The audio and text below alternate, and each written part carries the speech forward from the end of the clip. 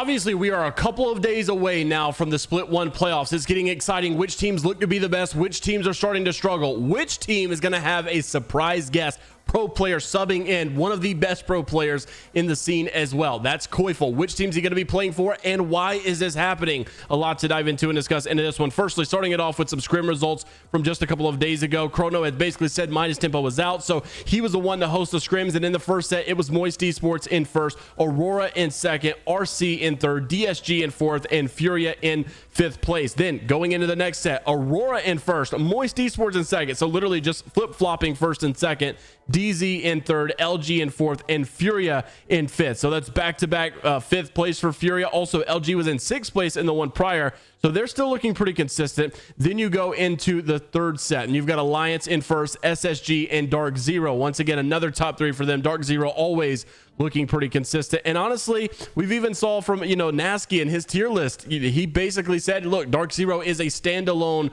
right now. They are the number one team, even putting them above TSM. Basically, Dark Zero at S tier and TSM at the A tier. And a lot of people don't argue that, but I understand why, hey, look, we're all making the same mistake. We're counting out TSM, and they're going to come back and shine as they always do. Also, SoaR Gaming had a $25,000 Apex tournament qualifier number one that finished up a couple of days ago as well. And this one was pretty exciting because you've got Stallions going into the grand finals, NGNL going into the grand finals, Eternal EC going into the grand finals, No Name, CCE, DNO, Native, the Edgers, Ape Gang, and Status Quo. So a lot of Pro League teams that you already know, teams that got relegated from Pro League, teams that are still in Pro League, teams that did really good inside of Challenger Circuit as well. And some guys, even Status Quo, some underrated talent, obviously, that we're going to have to watch in throughout all of this. So I'm very excited to see what that is going to end up as, because a lot of teams obviously trying to compete more and more and more and stay involved, and we'll see which teams come out of that as well. But of course, one of the biggest things and storylines that we are following as we're getting closer and approaching is, of course, the Split 1 playoff. Now,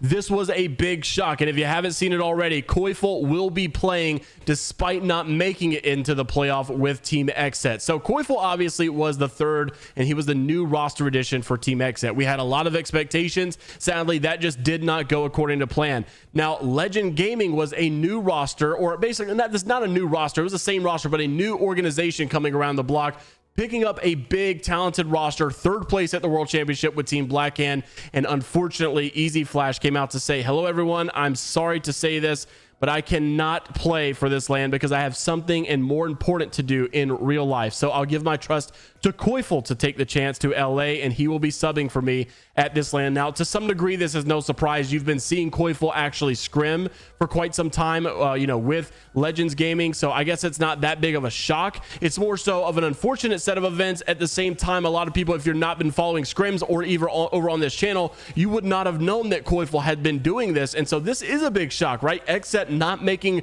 the actual playoff, and then you have one of their members, probably one of their best players, at least one of the best fraggers in the game right now, Koyful. He is going to be a major asset to this team. And honestly, as much as I love Easy Flash, I think with the right things in place, this could be an upgrade to their talent when it comes to the actual playoff itself. Now, obviously, there's just a simple mojo behind the triple mouse and keyboard. There's something about Easy Flash teaming with, Strafing Flame and Player K, and I like that roster. Don't get me wrong, I'm not trying to undermine his talent and ability, but obviously, there's a reason that most of the talented teams have at least one controller player on their roster, and I think that in the right hands of a good IGL, Koyful is going to thrive and thrive and thrive, and these guys have a ton of potential. So don't undermine this roster change and emergency sub as if, they're not going to bring their full roster. This is still going to be a crazy talented team and could definitely do some damage. Very excited to see how this one goes, but it really is unfortunate to see Easy Flash not be able to make it. Of course,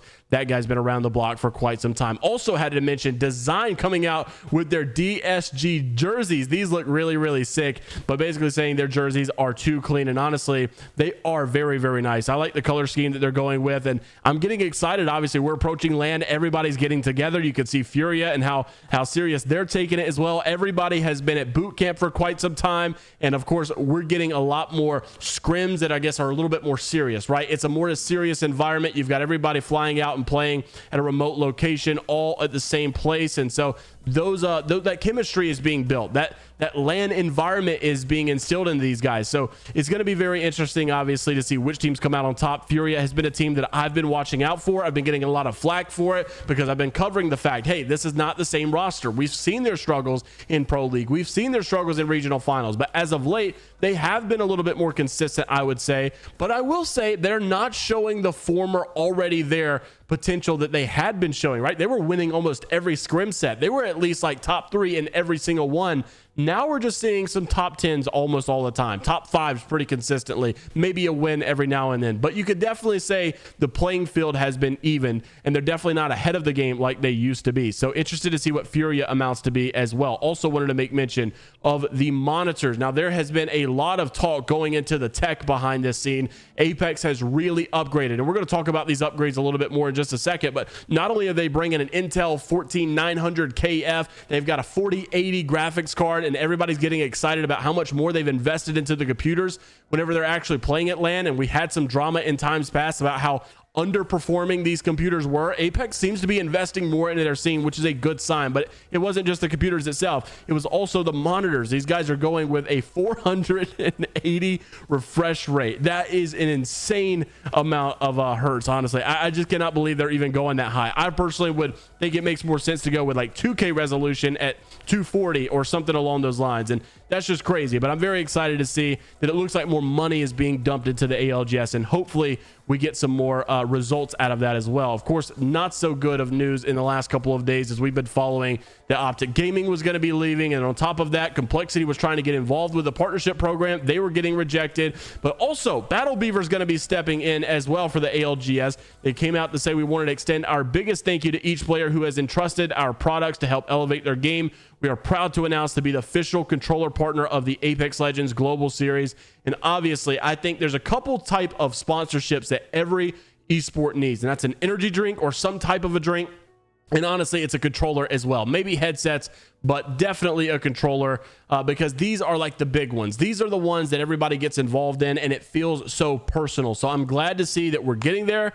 You've got Monster Energy over all the time whenever it comes to Apex. I really wish they would get involved with like Glitch Energy or something, because Glitch has really been investing a lot of their resources into this game. And honestly, it's one of those things where it's like, you know, Apex is a newer game. We're all trying to grow together. And, you know, you would think that, hey, you know, maybe they get involved with an organization like that, but it's all good. I may have some bias, of course, because I'm sponsored by Glitch Energy, but very excited for ALGS to say the least. Also wanted to make mention of just a couple of things as we wrap up. Davis, obviously Z Davis has been a known force inside of the challenger circuit scene, and he's been playing with this Redeem squad, which has been basically a bunch of different people, right? We've seen with Vosky and co, and then we also saw with James Fearless and co. So unfortunately, obviously, they've got to make roster changes when things don't work out, and so that's what's happening again. Z Davis, Shiesty is going to be making another change. LFT for now, I guess, hit me up. So if you're a new up-and-coming player, that man is the IGL you need in order to get cultivated into the player you can become. Also wanted to make mention, Rambo. This was a little bit of a rant, an unfortunate situation, because obviously Apex has had its growing pains, its growing moments, but it looks like all around we're at a weird state of the game right now where there's some good things, but none of it can really be good because we're overran by cheaters, we're overran by bugs, we're overran by issues, and then the ranked experience is so bad right now. He came out to say the game is in such a good spot comp-wise, and honestly, I think I agree with metas. The guns are good, the legends seem pretty solid, and honestly, there's a lot of diversity going around, and basically, you can make up your own narrative. However, the ranked experience in Apex is so miserable and has been for close to 2 years now. Completely agree here. Cheaters every game, players on high ping, games ending zone 2 and 3. There's no incentives. It's horrible. And honestly, I would add that ranked is not even a good comparison to what comp is really at all. And I think that's one of the biggest problems when you look at other games.